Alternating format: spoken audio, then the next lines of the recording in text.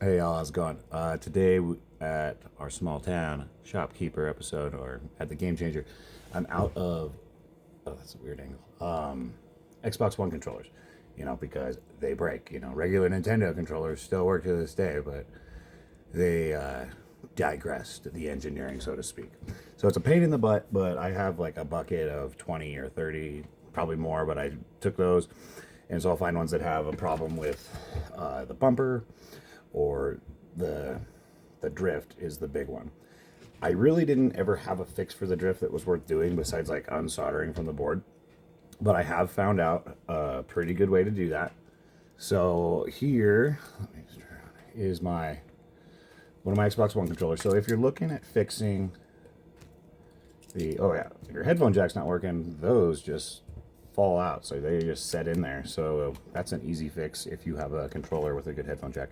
But let's see here. If you're looking at these guys here, so when you get the drift, you can, there's the two, let me see here.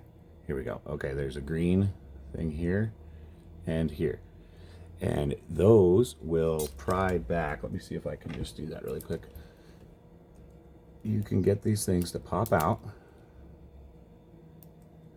And this it's toast anyway, but and if you look, let me see, the circle there, sometimes there's just hair in there too, but that circle you can clean it up good, and the other side there's like these little metal pins, and you put it back in there and just it just clicks right back. Like you can, oh, you have to be careful when you pop it off. Sometimes when you pop it back in, you have to pop off this little plastic thing.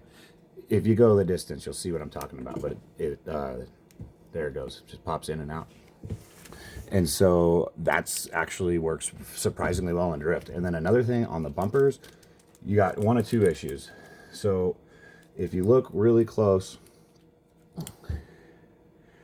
the white thing here and here. So there's just this itsy bitsy piece of plastic that touches that button from the bumper, and it breaks off all the time. Right now, it was supposed to have two plastic teeth that go through that channel and pop those.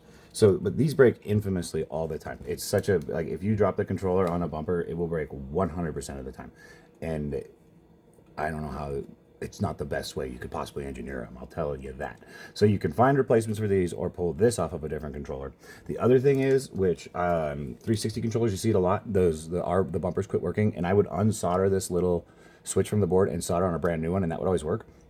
But I saw a guy on a video who said try WD-40, which I thought was kind of a no-no, and it works. I fixed my Elite controllers with it, and if it doesn't always, like, it doesn't always fix it all the way. So like but it does a lot of the time. But if it doesn't, then you can always replace that switch on the board, which is a pain.